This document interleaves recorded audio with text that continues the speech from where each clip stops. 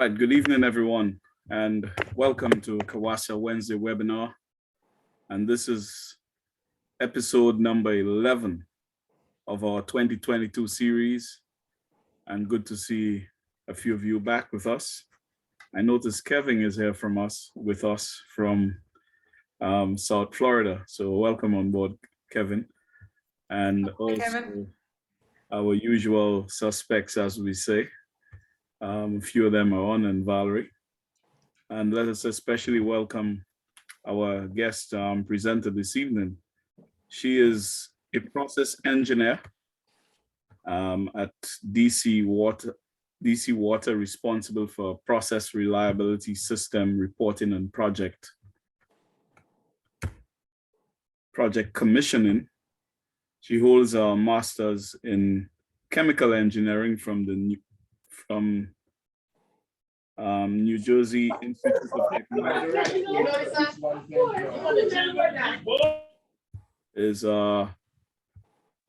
She is, sorry about that break.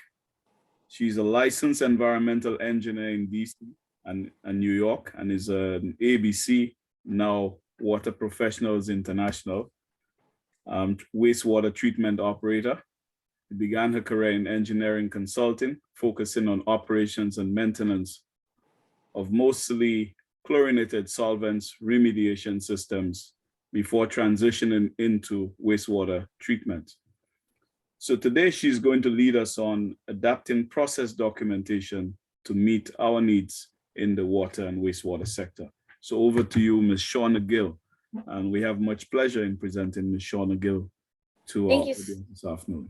Thank you so much for the opportunity. So I want to start by saying I don't want anything I share to come off as insensitive, because I'm going to start by talking about the sheer size and magnitude of our plant. And I met with Valerie in Operators Without Borders. I feel like it was just last week, Valerie, but maybe it was like a couple weeks ago or months ago at this point. And we had a really good discussion. I had shared with Valerie the development of these quick guides that we've found have really taken shape for our plant and changed how we get useful information to operators. And what I learned is there's this spectrum, obviously, of how much documentation each group has and each utility has. And it's funny because what happens is I'm on the very far end of the spectrum, where we tend to have far too much information, far too much infrastructure, and not enough people to pay attention to the really well presented information. And what that means is our end users, they don't get the useful, important key parts that they continually can refer back to. And it's almost like being in the same place on the other end of the spectrum, where there are utilities or organizations that don't have any documentation at all. And so, my background's engineering, and we tend to overcomplicate things. And so I really am just trying to approach this as simple works best, and just outline for you what the history of our particular application for these guides has been and what's worked for us. And so I just wanted to start there by saying, I recognize that there's like very different circumstances in our regions, our locations, and what we do, and I'm hoping that the solution may work for all of us. If that makes any sense. I am going to stop sharing my video and then share my screen.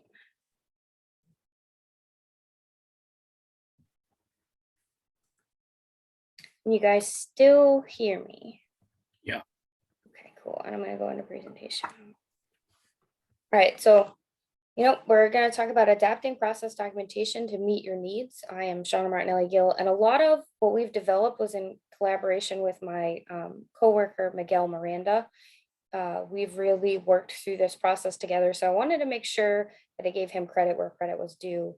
And also, Valerie, I wanted to put him in touch with you because he has an interest in Operators Without Borders. He's bilingual. So that may be helpful. Fantastic. Thank you. Let's start with, you got my simple introduction. I am a process engineer at DC Water. My background's chemical engineering, and I started in chlorinated solvents work. I am in our process engineering group, which really is like the bridge between our operations and maintenance division. We're in charge of process commissioning, systems integration, optimization, and modifications.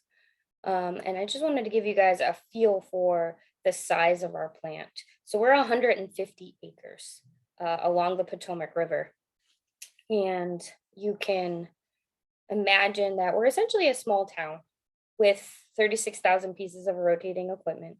But one of the key roles of my group outside of process commissioning, system integration, optimization, modifications, we get a lot of large capital projects that we accept, but they need modifications short term so that we have long-term sustainability. But we're also responsible for our reoccurring operator training and support. We're really just this bridge between operations and maintenance, and our goal is obviously the same as everyone's, to meet our permit needs. And just again, to sort of outline the magnitude of our service area. So we have 700,000 residents, 21 million annual visitors in DC, 725 square miles of service area. So these are the various counties that are within our service area. So the quick guide development specifically came about because of a process called that we'll refer to as FTF, or Final Treatment Facility Commissioning and Training. And so this is essentially, this is a 3D rendering of it for scale and magnitude. It's the largest application of this technology in the world. But it actually is treating a high ammonia side stream off of our belt presses. So this is our very last liquid stream for the plant. And we're generally treating about 1 million gallons a day of 1,000 milligrams per liter down to 150 milligrams per liter in our effluent quality. And we use somewhere about $6 million a year in methanol as we add methanol to our typical night denight process. And so we're going to focus on lessons that we learned, but what we're using here at our final treatment facility is actually an anammox process and the demon application. So we're talking about lessons learned through commissioning this particular facility. So I just want to give you guys a big picture outline of that. So as you can imagine, with a facility this size and our contract structure, we are, as I mentioned at the outset, we're one of those places that ends up having entirely too much documentation for our own good. So we have service manuals that are typically prepared by our contractor. This is equipment centric, not process specific. So often it's, I'm sure you all have several centrifugal pumps in various applications. Now, often these manuals, they're not looking at the specific implementation, certainly not taking into account any of the hydraulics, but oftentimes just, they're not representative of our application. They're inaccurate because they were in most cases prepared by inexperienced field engineers that weren't familiar with the project and reviewed by a third-party subcontractor. So they're useful for our trades and our planners. When I have a part that we need to source or a vendor I need to reach out to, that's what I'm gonna go to. But at the end of the day, they don't really provide any value for our operators. We have operations maintenance manuals and our standard operating procedures. These are typically prepared by our design engineers. But again, it's oftentimes the green engineers that have a lot of time and they're inexperienced. They don't know the specific application. I'd say half of the time they're not actually a field engineer that's out in the construction experiencing the project at all. So they're inaccurate and incomplete, and they don't remain live. Our submittal structure at the end of the day means that a lot of this documentation is being prepared and reviewed before the process has been running or commissioned. And so there's these big gaps between what the design proposed and what we ended up with as our final solution. We also have our process control descriptions, which is, this is our holy grail. This is the most useful of the documentation. It's actually prepared by an interdisciplinary team. It includes our process control systems vendor, Emerson, It's really led by my group, process engineering, and it is very accurate, very detailed, oftentimes hundreds, if not thousands of pages, but it goes down to the device specific. So we're going to talk about every analog and digital input and what it's doing and all of your switches. So it's like far too detailed to be useful for anyone but the process engineer.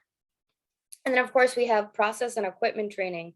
So when we do large capital improvement projects, we require our designer to prepare and deliver process and equipment training. It's typically either done by the vendor or the design engineer, but you guys can see a theme here. It's the same issue. A lot of the times our operators are sitting in classes for this training before they've been able to walk through the facility. And so there's a lack of retention, they're incomplete or inaccurate, or they're really just being delivered by individuals that mean well, but at the end of the day, they're not our subject matter experts about the project that we're going to be turning it over to. And so in a lot of ways, this is how I feel sometimes. I'm sorry, you guys may not, can you, I don't know if you're able to see my header. How do I move this? What are you trying to show? Can you see this header, or do you just see my slide deck? Do you see the actual Zoom meeting? Is Yes, it covering? yes. You do? So where does this leave us? Is that Okay, you can see it. Good, good. right? Right, so where does this leave us? At the end of the day, a lot of us feel like we want to read all of it and we can end up in a rabbit hole. But at the end of the day, there's all of these pages of material in various repositories that are inaccurate. And the bigger issue is our operators, the folks that are going to be at the facility 24/7, making the calls. In a lot of ways, they don't have access to these files, and we do have them stationed up in the different work areas, but you know, a 3-ring binder of several pages of information is not going to be what I go to when I'm busy trying to grab all my process samples, do all of my rounds, and pay attention to the key drivers of our plant performance. So our challenges end up being very similar to those that don't have documentation. And so we really focused on how do we make this meaningful and useful and user friendly, because we tend to make this way more complicated than it needs to be. So when you approach preparing a quick guide, I want you to start by thinking about your audience and your end user. It's really hard as an engineer or a scientist or a contractor to consider who you're giving the responsibility of running this over to and to think through their lens. So we have a long history of too much information with little value. We know that our classroom, our PowerPoint training that lacks a useful field component, with poor trainers, and leads to unengaged staff and poor retention. We often have large groups of folks in these rooms. We're talking about somewhere between 10 and 20 people with one proctor. And so that leads to little interaction. There's a lack of, we review troubleshooting, but it's not an iterative process. It's not a conversation that's being had. And we're ending up with long-term retention issues. So what we originally tried was something called shadow training.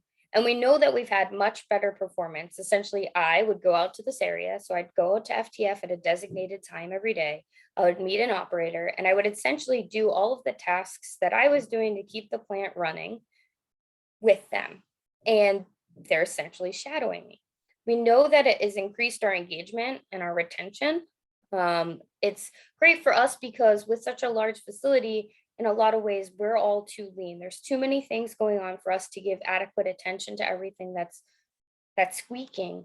And so what it allowed us to do is to identify our higher performers that maybe didn't need as frequent training. There's a baseline training set where everyone had to attend a certain number of hours and go through the same training. But then we were able to focus more of our effort on those who needed it or in different areas to focus on that specifically and preserve our resources.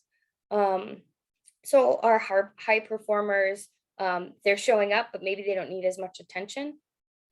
But what we learned is, unfortunately, even though shadow training was great, it's labor intense. So we have 4 shifts of, in this one process area alone, we have 4 shifts, 4 crews of 5 to 8 operators that rotate. So us capturing all of those folks to review these rounds could take us 3 to 4 months.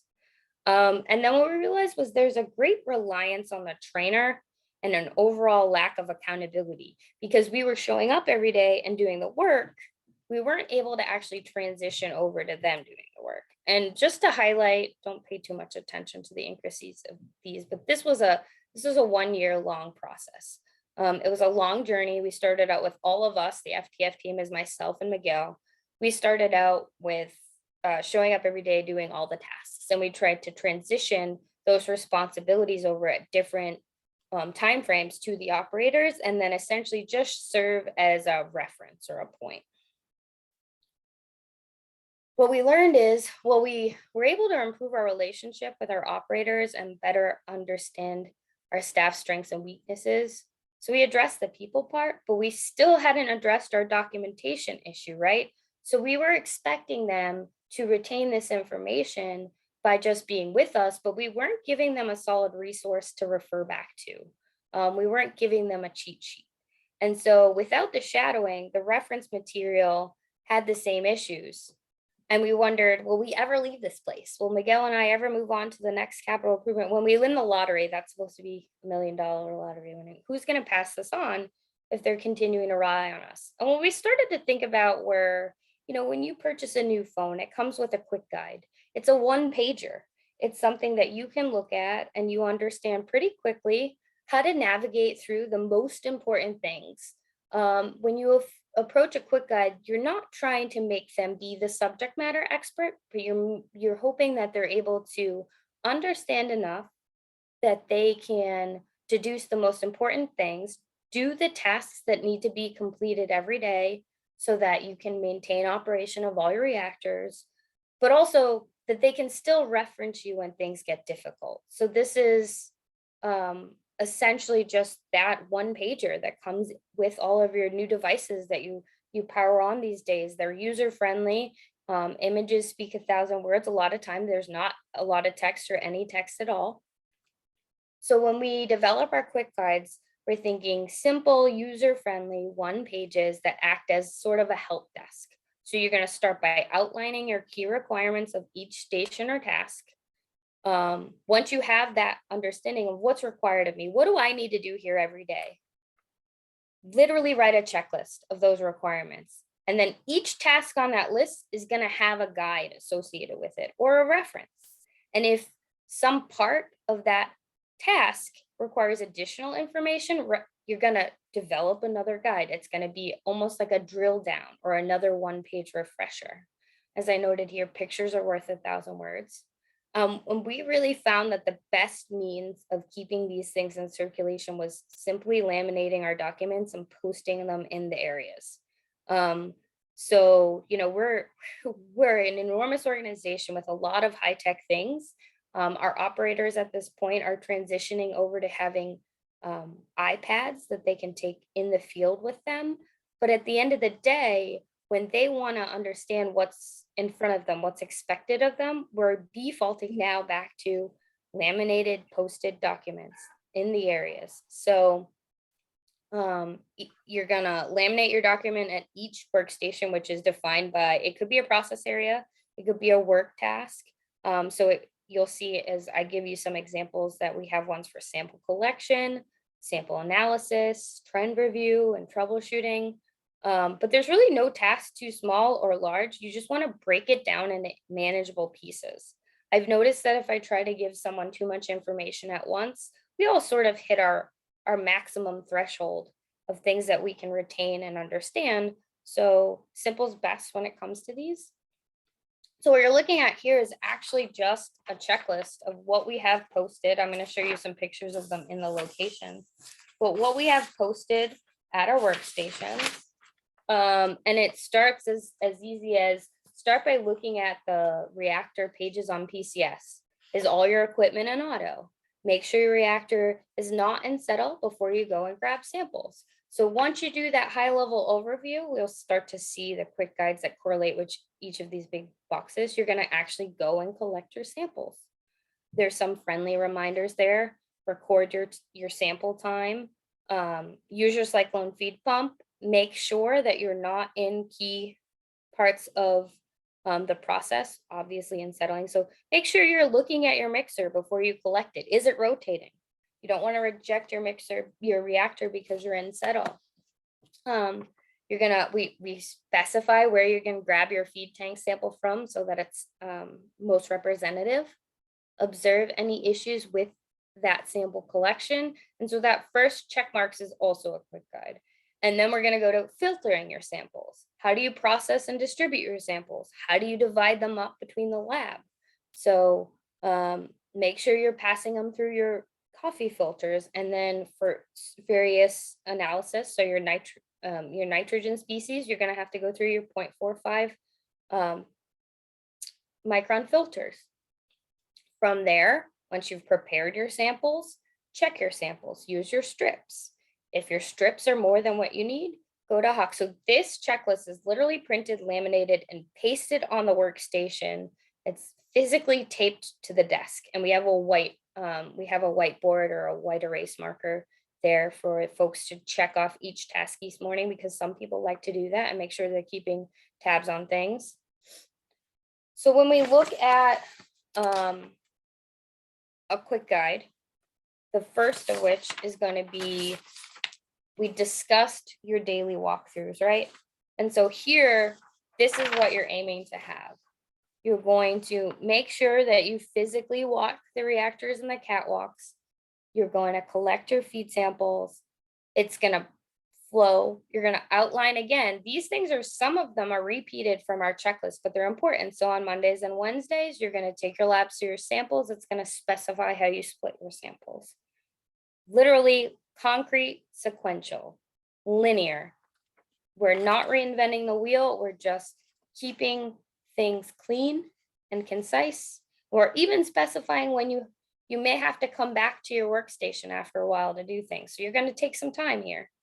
And then we'd like to have as a permanent reference long PMs that require collaboration between maintenance and operations. So that's that example of our first list was to, actually, I skipped over it because I didn't want to belabor it. Our first task was to look at the status of all of our reactors. So you can physically see here that you have a means of loading your trends.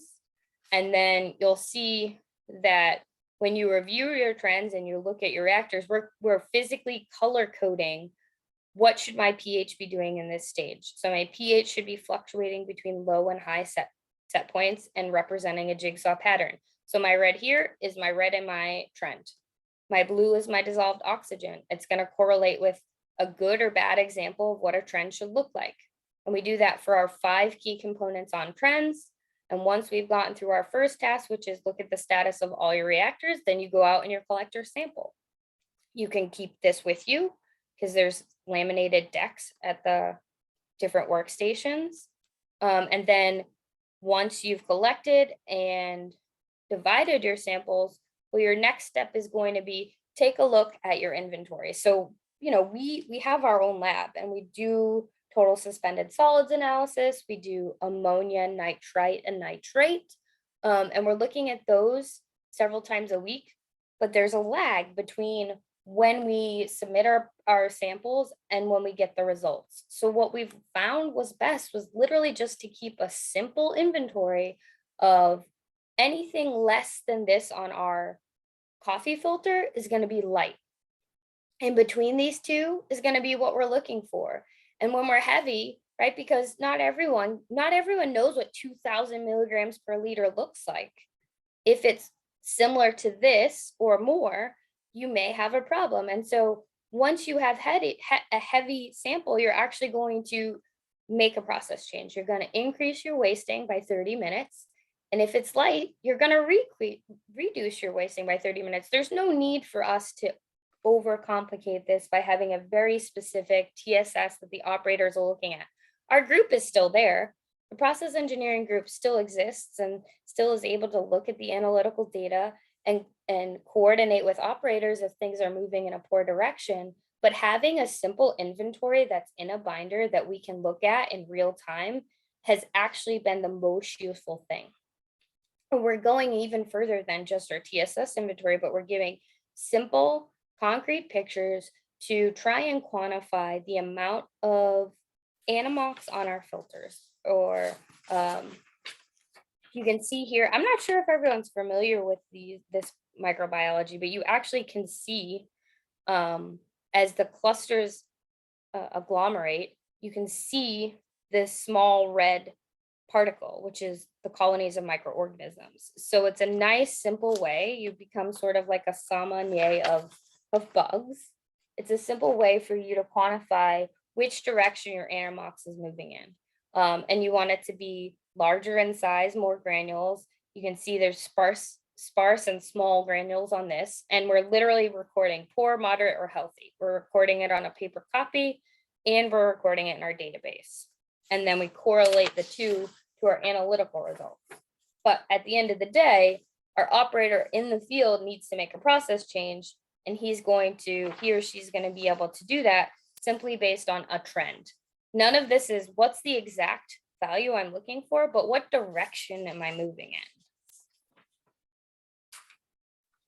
So once I've filtered my samples, I've taken my inventories, I go to running Hawk, and here's a beautiful little outline of, if I don't remember what to do for my Hawk analysis, this is where I go. So we repeat the first 4 steps just as an overview. What we do have is we have these great strips that they provide 0, I think it's 0, 1, 3, 6, 12, 24, and they correlate to this purple. And our indication that we need a Hawk sample is our make or break value for nitrite is 10 milligrams per liter. So if we're in the field and we get a really dark purple strip, we instruct the operators to perform a Hawk analysis. And so the next step is we have several different analytes in our fridge based on, I'm sure everyone's dealing with this, but we've had a lot of issues the last few years with supply. And so we have outlined, based on our available Hawk kits, what our dilutions and sample volumes should be. And then we specifically write out, don't forget, when you get your value, you're going to take the sum of your dilution and your sample, and you're going to multiply that by that and record it. Anytime we have a small, remember I said anytime when we have a really small table, we want to blow that up. And again, with our pictures. So I have a bad habit of referring to things as nitrate instead of just NO3. And oftentimes we confuse our operators. So we make sure that there's images of them and then the redundancy. I do recognize that my table has an error because we don't have the same for nitrite or NO2, but we have physically updated the copies in the field. I guess this is an old one. And our most preferred method are the highlighted ones. So these are the easy dilutions that we would like them to use based on our inventory. But if those are not available to us because we don't have any stock, then the other options are there. And again, friendly reminders, you're going to run ammonia on your feed tank sample. You're only going to run NO2 if your strip's above 6, because it's very hard to tell if it's light or dark purple. It's hard to know if you're more than 6 but less than 12. So we always make an NO2 run when we're above 6. And we only start to run NO3 if we're accumulating NO2. We're always repetitive, lots of pictures, lots of continuing to reiterate the same key components.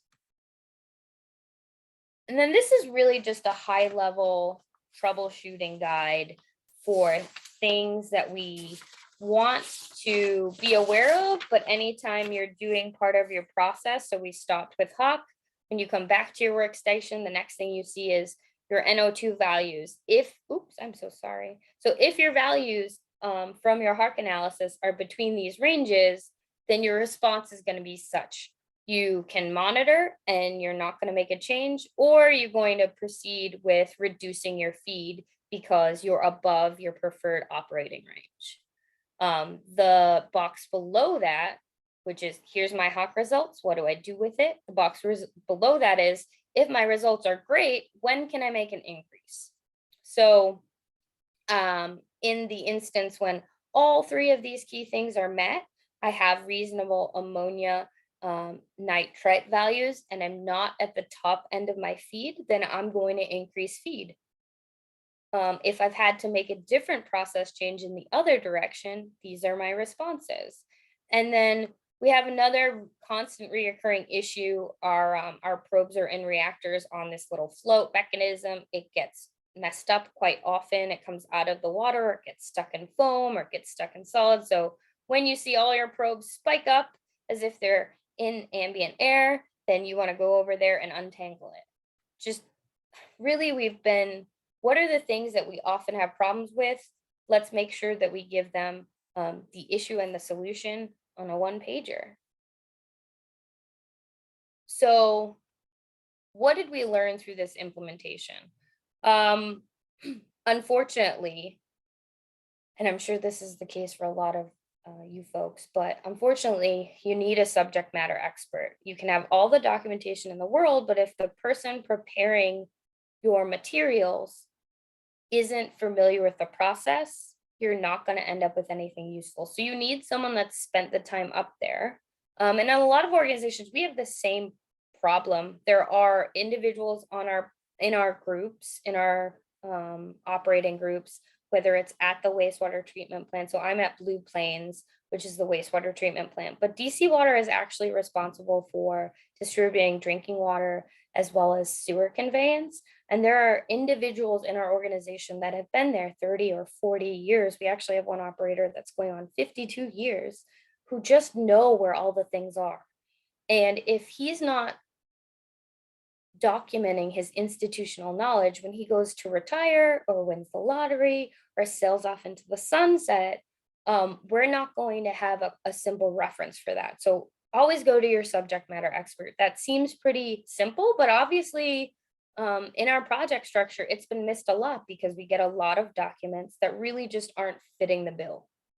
The other thing is you want to edit, update, and constantly revise. So what I shared with you, those quick guides, which are, I think we have 10 or 12 of them for this process, but I showed the ones that had the most meaning for this presentation, is we're actually on revision 3 of that. And so what we do is we actually have the operators use them without our presence and then mark them up for us. And that's been so helpful. And it's funny, you get familiar with the nomenclature, but simple things like putting on M-W, which we knew is on Monday and Wednesday, grab lab samples. Well, not everyone, someone thought, what's the MW sample? What does that mean, Shawna? What do I do with that? And where does it go in the lab? I've never done this. So don't make assumptions. If you do use abbreviations, make sure you're duplicating them with the acronyms or synonyms to avoid confusion. And then make sure they're in central locations. We had actually started by giving them to operators, but expecting them to bring them through their workstations or hold on to them was like expecting them to keep all of those PowerPoint printouts. So we have duplicate hard copies in our central control room. So our general foreman has multiple sets of these in case they're needed. Individual copies go to each one of our foremen. And then our repositories are SharePoint. But hopefully everyone has the capability to put things on the cloud or Google Drive. And if not, just make sure you're duplicating them in safe locations. And then I just wanted to reiterate, like, perhaps you don't have as sophisticated a PCS trend. Some of those trends can be really intimidating. And maybe you don't have the ability to take such great close-up pictures. We literally leave good sample filters to dry in the process area as references.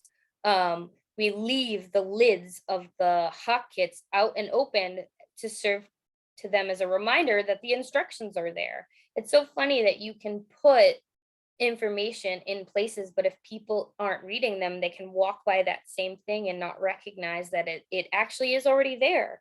We might have given it words or more value, but all the instructions and all the sample volumes and all the wait times are on those lids. So, and even so, you can go ahead and you can take those strips and you can say, this is great, this is good, and this is bad.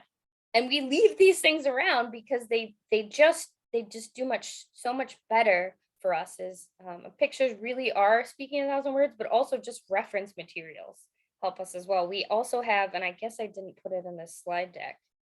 Well, my animation didn't work. I'm sorry, guys. There's supposed to be an image here that you can't see. But we had started by having, layout matters. A lot of this information we were consistently recording on our whiteboard in one of our control rooms, and operators would ask us questions. And we'd say, it's right here. And they go, I walked by that 15 times. I never looked at it. Well, now they can't avoid it. So here's the workstation. Here's the checklist I showed you guys at first. It's literally taped with packing tape to the desk. Here's my handouts. Here's my paper copies. And you'll see in the various areas, I even have the trends posted on the other side of the wall where I'm doing some of my lab analysis. That's what this picture was supposed to be. I guess I broke my animation. I even have the guides that I showed you for filtering and inventorying your samples. They're physically posted in those spaces. So just to reiterate what we find most useful, let's break it all down. Start by, what is the responsibility of this process area? What are the key things? At one point, we were asking operators to do ammonia, NO2, and NO3 samples for all of the reactors every day. And we recognized, why are we having them make these changes specifically? Why are we having them record this information, specifically ammonia? If my reactor is in my traditional operating pH, then I'm not going to make a process change based solely on the Hawk result. I'm going to wait for my analytical data, and I'm going to see that trend in my PCS. I'm going to see that trend in my pH.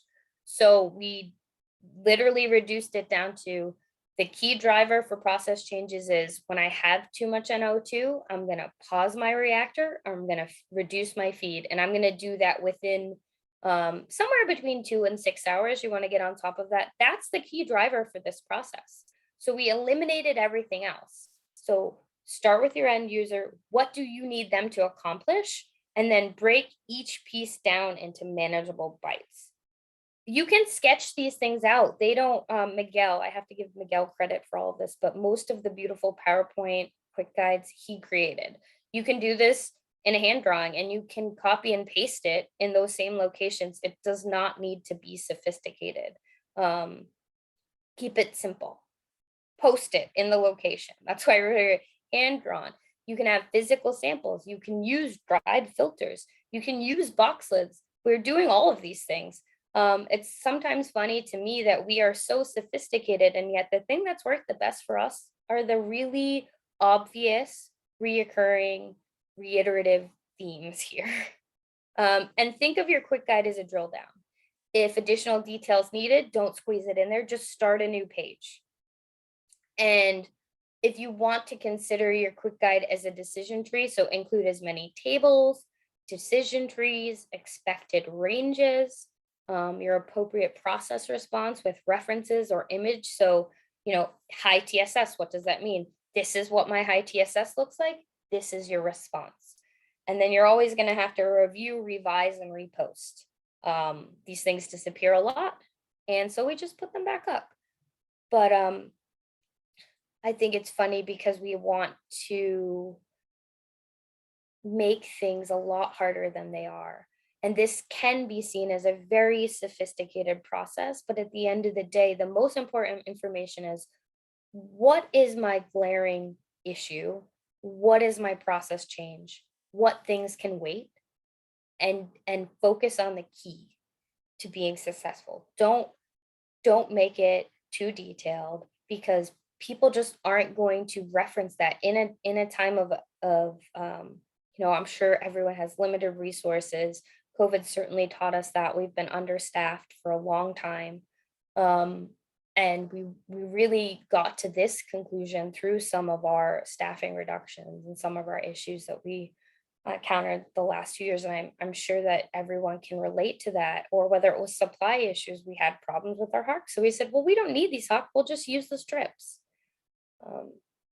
So I know there's chat information, but that's all I have for my slide deck because this isn't that complicated. So I hope you guys don't mind if I stop sharing. And then I'm gonna put my video back on. I'm sorry I just talked at you for so long. But are there any questions or comments or concerns? I'm trying to find the chat feature in this. And the Ooh, chat is just next to where your screen I share. got it. Okay, so are there any questions in there? I haven't seen any just yet, but feel free, colleagues, if you have any questions or comments, please proceed. So you can unmute your mic or you can write in the chat. I'm sorry, I tend to talk really fast when I get anxious. No need. Don't worry about it. I told you we have a very flexible, nice group of participants. So very good presentation, Shawna, very complete. And for those of us, and I know Ezekiel is on the line today, he's helping with our SOP initiative. I can't see if there's anybody else on there who's helping with that, but this is very useful. I think I'm going to share this with our SOP committee as well, because I think there's, Ignatius, there's a lot of good stuff in there that you know, we need to take into consideration when we, especially on the disaster SOPs, where Shawna's right, you don't want too much detail. You just need the actual facts and some pictures, because people are under the gun and things are happening all around you. So I think that's very helpful, Shawna. I really like what you've done. Yes, indeed. I think she has a point in there. She said to keep it simple, one of her slides, and drilling down and keeping everything in line, into breaking it down into manageable bites. So to make it easy, I think for those of us, those of you who have been doing wastewater treatment and laboratories, I think you would find a lot of that pretty useful as well. But as well as we integrate into looking at our SOPs, I think that has been a very useful presentation. And thank you for sharing that bit of your knowledge and expertise with us. Thank you for having me. Hi, Kevin. I see you are anxious to say something. Yes. No, thank you. I just want to, hi, for those who don't know me, Kevin Carter, greetings from South Florida. I'm at the Broward County Water and Wastewater Utility just north of Miami. And Shawna, thank you so much for the presentation. My more comments, I just want people to know that DC Water is someone we all look to in our industry here in the United States. So just you're learning from the best. And we have started to do a similar type of sort of back sheet with our operators as well. So I also wanted to confirm, but I learned many things from you today. And one thing I would ask is, how do you go about trying to make sure they're up to date? Is that like a constant thing that you work on? You know, because that happens particularly as we move towards more innovative technologies and things like that. So yeah, so I should say that we struggle with this as an organization, as a group. We have a very concrete structure in place, or MOC process, for our process control description and for process changes. And what we tend to do is we use that MOC as sort of a trigger for the other key documentation. So we have all these repositories and we have people that manage the service manuals and all these other things. But what's driving it is anytime we make a MOC, we have a clear checklist of what that process looks like, and it's a whole interdisciplinary group. So it's like folks from our mechanical maintenance group, from my group, from instrumentation, from electrical, and so everyone reviews it, and that's sort of our trigger for go back to those key areas and make sure you're updating it. And in the world of cybersecurity and its increased importance these days, that's been most helpful for us. But I would be, let me be totally transparent. There are a lot of these things that aren't getting updated, but what certainly are our control descriptions and like our quick guides, because they're simple, right? Like, oh, it impacted this one thing. And a lot of times the good thing is, at the end of the day, well, you want this to be a live document to help your operators out. the key pieces of this, they're not going to change, because those key process drivers, you might become more strict or more lenient, but they don't seem to change. So we've had this in place for about a year now. And well, we've made 3 revisions because we've been working with the operators, trying to get them on board. We really always want to engage them. We have about 100 operators at the plant. So, and their union. So we always learn that like collaboration is key to get them to buy into a new change, and they really liked this. So most of our revisions actually came because folks left stuff on my desk, and that was like I just got so happy. I worked with a foreman today. We've been at this. I'm not even gonna pretend this is a 3.5-year long process. This was difficult. This is a sequencing batch reactor. It feels really complicated. Everyone wants to make it really hard. And when we get folks giving us suggested edits, or really finishing our sentences, or saying to me, someone grabbed, oh, I have 11, so I'm going to go make this change. I'm going to reduce by 10%. I like, yes, we've made it. So, but the key I would say is make sure you do have one thing that's going to trigger the other things. We have a lot of crummy documentation, but our MOC process has been really helpful to drive memorializing things in a way that's useful to the group. Thank you. Thank you very much. And thank you again for presenting today. Thanks for asking good questions. All right, colleagues, the floor is yours. If you have any questions or comments, please feel free. Otherwise,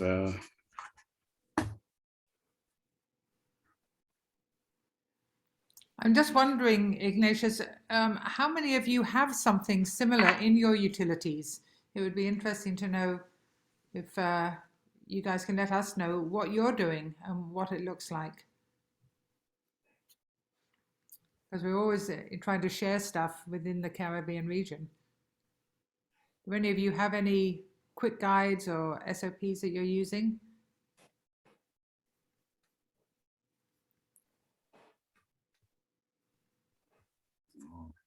I'm not getting any reaction. Maybe we don't have any. That's why we're Yeah, doing. perhaps That's why not. we're doing the project. I know that there's work as an ongoing exercise that you were trying, Valerie, and we've had some work last year with the 5 C's. They were looking at generally about climate change, and there was a consultancy looking at putting together SOPs for managing matters related to climate resilience in the utilities. It was pretty extensive. And I think we have had 1 or 2 bilaterals with a couple of utilities, but not so much with, I think they were looking at some of their other SOPs to do with inventory systems, etc., but not just between 2 utilities. Yeah. But we are very grateful for this presentation, and I think for those who missed it, of course, we are recording, and we will be able to share that recording for those of our usual participants who missed it, and of course for the records for those who would want to pursue it further. And like yourself, Valerie, if the other directors of your group can get to view it, I think it's very useful. Yeah. And Ignatius, to build off what Valerie and you just said, and Shawna, you might want to add to this. If you have those SOPs, you can use those to build these quick cards. So if you have that, you're more than halfway to develop them. So I think that's a key takeaway from this. Yeah. Great. Okay, well, let me thank you again. I couldn't thank you enough, Shawna, for joining us. And thank you, Valerie, for making this possible. And all of you who joined us this evening. Kevin, I owe you a call. I'm going to, after I sign off from this, I probably touch base with you, or I can follow up with you tomorrow, our big event. Yes, sir. Yes, sir. Another Caribbean Florida water link up is in the We're plan. looking forward to that as well.